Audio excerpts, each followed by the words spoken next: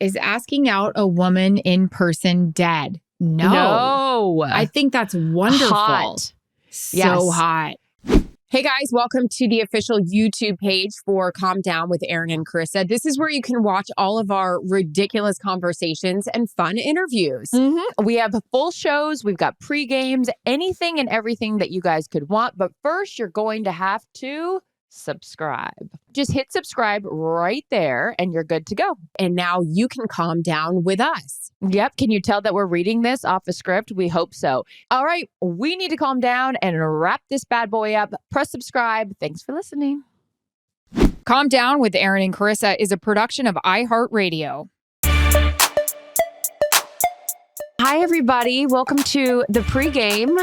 We've missed you. We've missed you. It's been a strange time, to say the least. Very, very sad time here in Los Angeles. Of course, everybody knows what's been going on with the fires. Erin, you and I are the lucky ones that we are safe. But we know a lot of people that lost everything, and you are doing incredible things. I'd love for you to talk more about that, or if we can get on the big show, if you want to do that. Yeah, let's do it. And you have stuff set up too, right? Because Kylie told me through Ruby Ranch, she did something. Ruby Ranch, we're doing stuff and did some volunteer stuff this weekend. I'd love to talk about it. So we will do that on the big show. But we appreciate your guys' messages and emails and all the things that you've sent. Just needed to focus on things in our community right now and with the people that we care about. But we are excited to be back and distract ourselves with all things football. I watched my gal. I don't even want to tell you how many text messages I got about you from this weekend in Detroit. From how amazing you looked. From my Thursday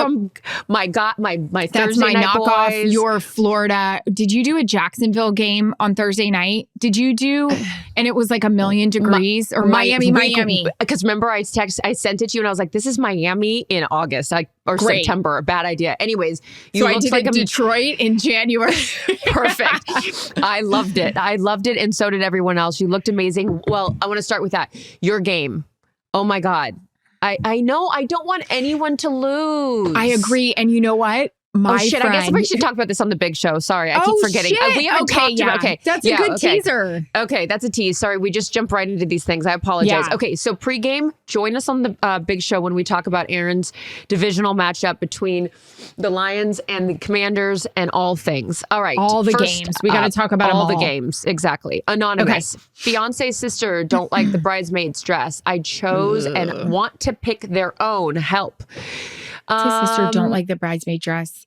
I chose, and they want to pick their own. It's not your wedding. It's not your wedding. I know. But see, you know what she's doing? She's doing what we would do. Like, we want everyone to be happy. Yes. So it's like, and especially since it's the sisters, it's like, oh, okay, well then now we're giving up control so other people can be happy. And at the end of the day, it's our day and you should wear whatever you want. I wonder if you could talk to your fiance. I don't know what your relationship is with your fiance's sisters. But I feel like if you talk to your fiance and say, hey, look, can we tell the gals it should come from her husband or from her fiance, not from her. Don't you think? Yeah. I don't know. Honestly, guys, gals of the fiance sisters, lock it up. It's not your day. And the fact that now that gossip even got back to the bride, that ain't good. Because you just put shit on her plate she doesn't need to worry about. She needs to worry about getting along with his side of the family. No, I'm kidding. She's got so many things to worry about. The fact you don't like your dresses, that's annoying. It got to her. So they need to be in timeout. And actually, Anonymous, let us know how this goes. Yeah. You stick to your guns and you keep working on yours. You know, that's all people are worried about. They don't care what they look like. Who gives a crap? That's what I got to say. I'm not tired of these attitudes, you know? Well done. Kitty cat meow. Kitty cat corner. Okay. Sorry. Cheryl B's, both of our kids recently got engaged. Any input on how to be a good mother-in-law? Oh, and then look at this on the other side of things. That's so sweet. I think you've already achieved that because you are asking and you seem concerned and adorable. I don't know, maybe a sweet little gift or note to kind of, what's the word I'm looking for? To celebrate the moment. Yeah. To welcome them in to your family. I think that's a really good idea. Be like, welcome to the family. I got engaged right before Christmas, kind of ish, early December. And my mom for Christmas got us both like engaged ornaments, which at the time is like, oh, that's so cute. But every year when we open it up to decorate the tree, we're like, oh, so cute, Mom. That's really sweet. I like that. A little gift to welcome them to the family. And then I also think just not being too pushy either. Like, I think I've definitely had, since I've had a few, don't be too pushy when it comes to being the mother-in-law. Like, that's a big turnoff. Like, let the person come to you. Like, the bride, you know what I mean? Like, I don't know if it's the girl, I guess I imagine, or either way. Just be cool, sit on the sideline and know that that's like, you're ushering in like a new family member and like your son or your daughter. I think it's harder too. Like, if Mac ends up marrying someone you don't like, can you imagine? No. I did a fitting today. I was shooting something why I have this much makeup on, but I also was doing a fitting maybe for New Orleans, and everything I was thinking of is like, okay, you and I are going to dinner. Okay, you and I are doing this. You and I are doing this.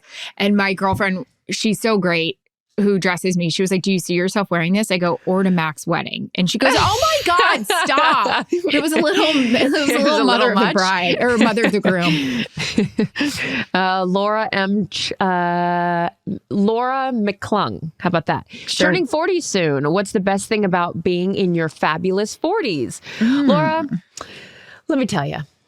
What do you got? I think it's just acceptance of self. It's, you are not trying as hard to, you're hopefully established in your career. And if you aren't, maybe you're even changing careers because you're deciding that career that you had, you don't like. I think there's just a real sense of self in your 40s, that you're comfortable in who you are. You're comfortable in where you're at in your life. And just, it's a little bit of a like, bucket attitude, you've weeded out, hopefully you've weeded out the people that don't matter in your life, and you can focus all your energy on like the core group that you've built at this point in your life. I think it just comes with 40s comes with freedom, in my opinion. You? I agree. Okay. Mac Morgan 38 is asking out a woman in person dead. No. I think that's wonderful. Hot. So hot. Yes. Where are you going to do it? I just love that. Like, I don't like the come up to like walk up to you approach. We've talked about this before. I think the move of like, you're at the bar, you have the bartender send the drink over and say, this is from so-and-so down the way. You can wave and then you can go over and talk to the person. Or if you're not interested, you just wave and say, thank you so much. And then you leave. But don't put pressure on that person. Like, you're come right up to them and you're like, hey, I'd like to take you out for a date. I guarantee you've had that happen before. Like, if you're not wearing a wedding ring or something, when someone's like, hey, I'd like to take you out. I'm like, oh, I don't think my boyfriend would like that very much. Like, that's what you have to say. Yeah. I don't feel like anyone's ever done that to me. Oh, knock it off. I'm just saying. Pre being married, like if someone came up and you weren't interested, you don't want to like it's always those people like that you're not interested in that do that. It's like the ones that you're sitting there having the drink and it's be like, are you going to ask me out? Are you going to ask me out? Yeah. You want them to. I just think that it shows I would never shoot someone down like in front of their face. I think it takes a lot of courage to do that. But I also think don't put the pressure on the person to have to say yes to it right there. Like, just send a little note over or a drink over. I told you about the homecoming ask, right? Or the prom ask. Yeah, I felt so bad. And then my dog was eating my chicken wings in the background. Yeah. Beef O'Brady's, tough. My mom was freaking out, shoved peroxide down her throat to get Beef O'Brady's. So many things. Those wings were good. Shit. We don't think we had those on the West Coast. Okay, Anna. Oh, I already did it. Go ahead. No, Anna Tacconi. Just moved and looking to upgrade my furniture. Where do y'all shop? There you go. All right, Anna, here's the deal. The go-to on a budge or not on a budge? Exactly. On a budge or not on a budge. The go-to on a budget is always living spaces. You can get good deals at like an Ashley Furniture. I mean, those are like budget, but like good staples.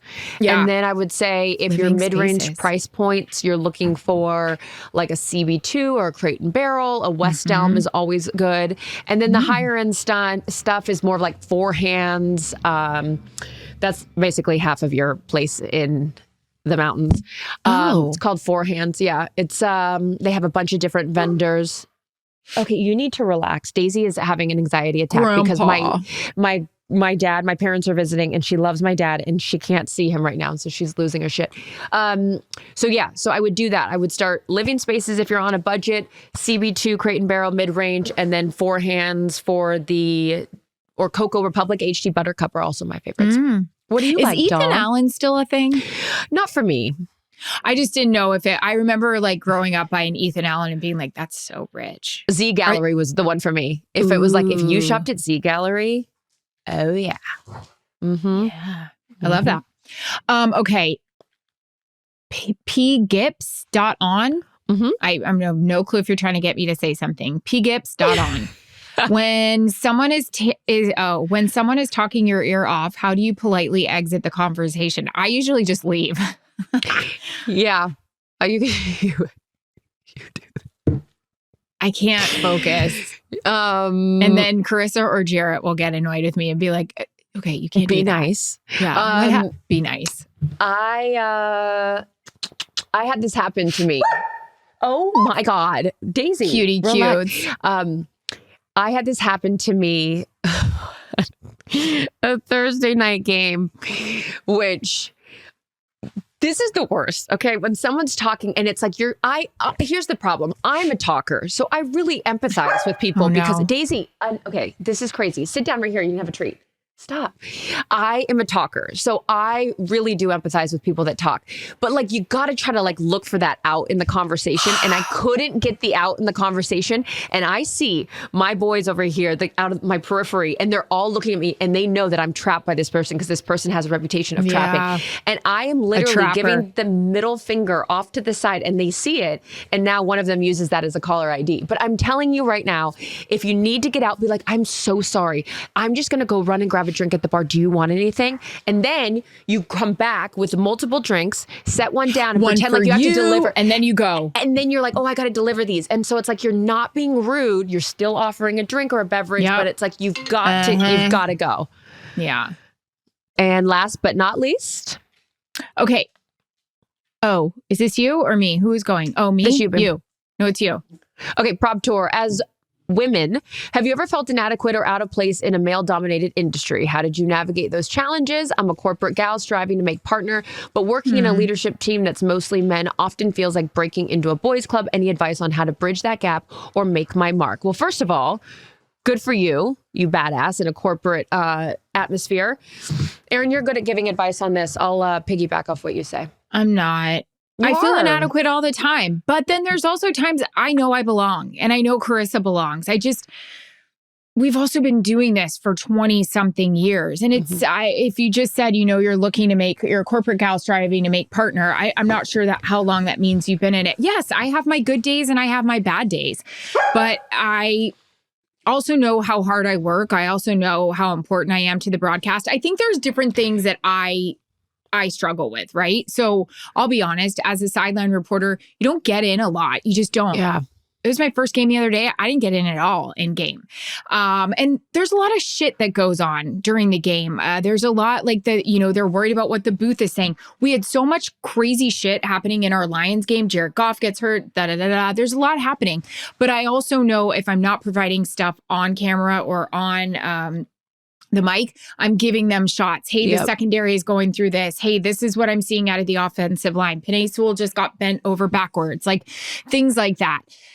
Yeah, I'm not going to lie, I felt really down about myself after the game on Sunday because I was like, I didn't offer anything on camera or like on the microphone. And I had a good conversation with my producer. He's like, do you know how much you gave us with this? Like, but I'm also really hard on myself. And I think that is a lot to do with working in a male-dominated industry. Do you agree with that? I was just going to say, I think a lot of that is because you're comparing, you're like, oh, but I'm not doing as much as this person or this person. Yeah. I don't even think that's a male thing, to be honest. I think that's just, no, because like, I think in general, you and I are not competitive at all in our jobs. If anything, we're more like, take it, or what's you she do doing? It. Is she want to, Exactly. But I still think that there's always that part of, if you really love your job, you want to be the best. You want to be the top of that position. So in this particular case, I would just say that, to Erin's point, know that you belong, but also